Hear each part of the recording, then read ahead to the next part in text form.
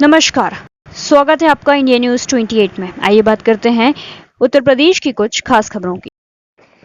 मथुरा वृंदावन के संतों में आक्रोश, ममता बनर्जी से इस्तीफे की मांग।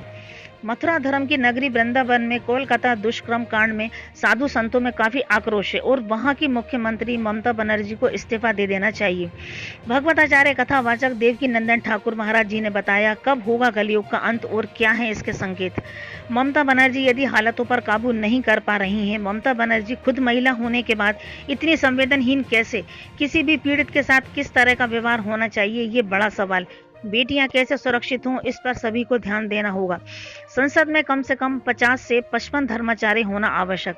कार्णिक नागेंद्र महाराज प्रभारी काशी विद्वत परिषद पश्चिमी भारत प्रभारी कार्णिक नागेंद्र महाराज ने कहा कि हालातों को देखकर सनातनी को होना पड़ेगा जागरूक। बलात्कार की घटनाओं से विदेशों में हमारे देश की छवि हो रही धूमिल।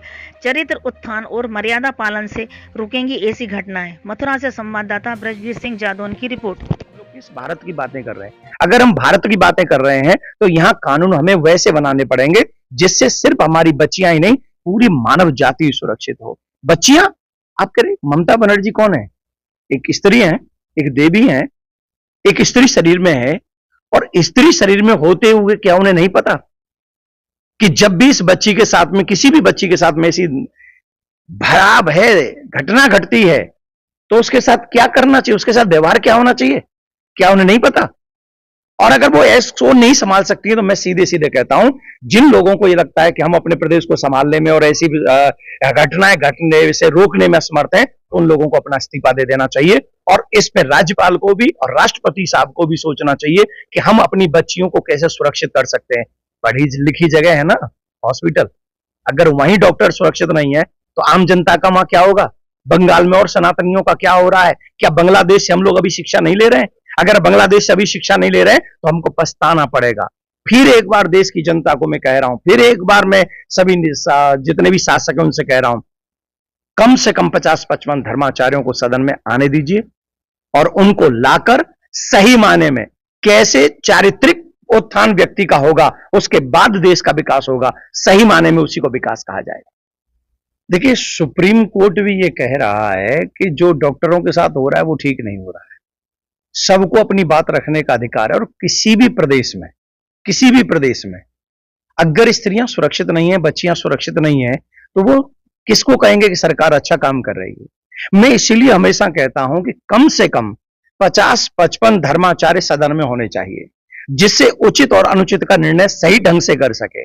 आप एक बात मानिए इस बात को कि अगर धर्माचार्य होंगे तो वो बता सकेंगे कि हम लोग किस आध्यात्मिक, बहुत ही खेद का विषय है, भगवती दुर्गा की भूमि जहां पर दुर्गा पूजा विश्व भर में प्रसिद्ध है, उस भूमि में जो ये गैंगरेप हुआ है और उन बच्चियों के साथ में, उन डॉक्टरों के साथ में, उस महिला शक्ति के संग में जहां पर हम लोग नारी की पूजा करते हैं और मुख्यमंत्री वहां की स्त्री है, नाम ममता, और उनके राज्य में इतनी क्रूरता होगी और उस पर कोई एक्शन नहीं लिया जाएगा तो फिर कैसे? जनता में घोर असंतोष है। और माननीय गृह मंत्री जी, वहां के राज्यपाल और प्रधानमंत्री जी खुद संज्ञान लें, क्योंकि सुप्रीम कोर्ट जब किसी चीज पर संज्ञान ले रहा हो तो आवश्यक है कि राजनेताओं को इसका संज्ञान लेकर के त्वरित शीघ्र से शीघ्र कड़ी से कड़ी कार्रवाई करनी चाहिए। पश्चिम बंगाल में जो रेप कांड हुआ था उस पर अभी तक कोई कार्रवाई नहीं हुई है।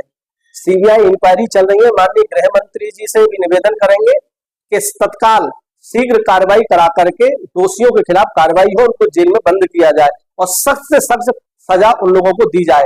पश्चिम बंगाल की मुख्यमंत्री एक महिला है, महिला होते हुए भी महिला के साथ न्याय नहीं करा पा रही है। इसको देखते हुए उन्हें तत्काल मुख्यमंत्री पद से इस्तीफा दे देना चाहिए, जिससे कि महिला को न्याय मिले। वहां गुंडा तत्व, अराजक तत्व हावी है, वहां पर अराजकता इतनी बढ़ गई है कि मुख्यमंत्री महिला वहां की फैन है, इसलिए उनको इस्तीफा तत्काल दे देना चाहिए।